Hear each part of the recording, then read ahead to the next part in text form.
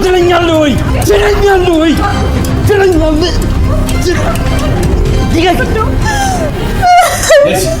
ምንድን ነው ያደረግሽው?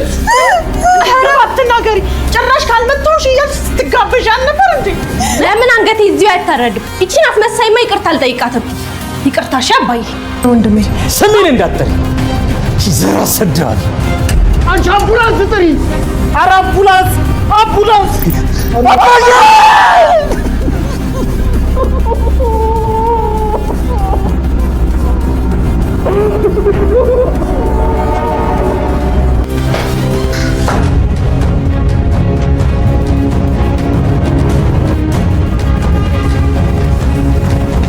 እዝራ ለራት ይዤሽ መውጣት ፈልጋለሁ ብሎኝ ነው አይደል ውዴ? አረ ውድ አባሽ ጥፋ። ለምን አንድ ፊትሽን ፊት ለፊታችን አትዳሩ? ጊዜ ይስጣል እንዴ? አንቺ እንዴ ተሰሚኛለሽ? ይሄን ቤት ለቃሽ እንድትወጪ ደጋግሜ ያስጠነቅቅሻለሁ። አለበለዚያ ህይወትሽን የምድር ሲሆን ነው ማድረገው። ገባሽ? እሺ አሰናብቶኝ መሄድ ፈልጋለሁ። ምን ሆነሽ ነው? ይሁን ነገር በላት እንጂ እንዳይመስልሽ ጉሮሮሽን ፈልቅቄ ማውጣልሽ። ገባሽ?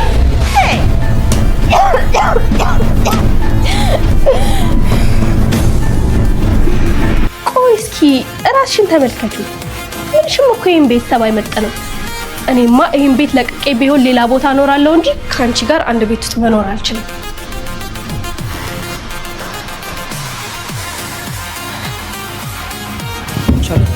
እኔም ከሱ ውጪ ለሰከንድ አስቤ ማልኝ ማለት በጣም ነው ማፈቅርሽ ሚስትንስ እኔም በጣም ነው ማፈቅርሽ። ብር አምባሪ ልሰጥህ ነው። አያስፈልግም። የሰርጓን ቀን በለቅሶ የጀመረችው ሀብል ችግሮች ተደራርበውባታል። በሰርጓ ቀን በባሏ ባለመፈለጓ ምክንያት ስታለቅስ ማደሯ ሳያንሳት ቤተሰቡ በሙሉ ፊቱን አዙሮባታል። የአቶ እስክንድር ልጅ ወይም የእዝራ እህት የሆነችው ሜርሲ ሙሽራዋ ሀብልን በጣም እንደምትጠየፋት፣ በአይኗን ማየት እንደማትፈልግ፣ ምናልባትም ቤቱን ለቃ ብትወጣ ሊቻላት እንደሚችል ቃል በቃል አይኗን አፍጥጣ ነገረቻት። በሌላ በኩል ደግሞ የሙሽራው እዝራ አክስት ወይም የአቶ እስክንድር እህት የሆነችው አጸደ ከሰራተኛ ተብየዋ ማህደር ጋር እየተመሳጠሩባት ነው።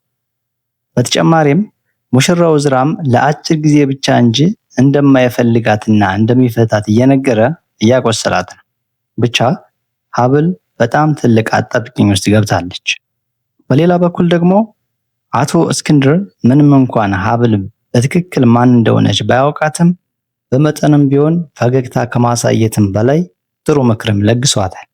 ነገር ግን ሙሽራዋ ሀብል በተደጋጋሚ ከወይዘሮ መነን የአቶ እስክንድር ባለቤት ጋር ማለት ነው ስታወራ እማዬ ወይም እማ እያለች ስትጠራት ተሰምታለች። ይህ ንግግር ደግሞ ሙሽራዋ ሀብልና ወይዘሮ መነን እንደሚተዋወቁ አልፎም እናትና ልጅ እንደሆኑ መገመት ይቻላል። የወይዘሮ መነን ፍላጎት በካንሰር ምክንያት ከ1 ዓመት በኋላ ይሞታል የተባለውን የባለቤቷን የአቶ እስክንድርን ሀብት ለመውረስ ነው። ለዚህም የተጠቀመችው መንገድ ከሌላ አባት የወለደቻት ልጇ ልትሆን የምትችለዋን ሀብልን ለእዝራ ማጋባት ነው። ወይዘሮ መነን ባለጸጋውን አቶ እስክንድርን አግብታ ተደራድራ ለመኖር ብታስብም በአጋጣሚ ግን አቶ እስክንድር ለልጁ እዝራ ከ1 ዓመት በላይ እድሜ እንደሌለው በተጨማሪም ሀብቱን ሙሉ በሙሉ ለእርሱ እንደሚያወርሰው ሲነግረው ከሰማች በኋላ የሀብቱ ጉዳይ አንገብግቧት የምትሆነውን አሳጥቷታል።